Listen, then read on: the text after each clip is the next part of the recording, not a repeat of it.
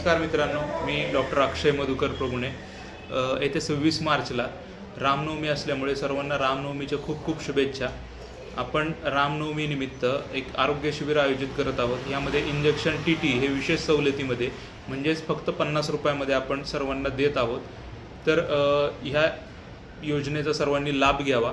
दुसरी गोष्ट 26 मार्च रोजी आपण प्रभुणे हॉस्पिटल जे आपलं पहिलं क्लिनिक आहे मोरे वस्तीला, इथं सर्वांना सकाळी 10 ते 2 या वेळेमध्ये इंजेक्शन टीटी देणार आहोत।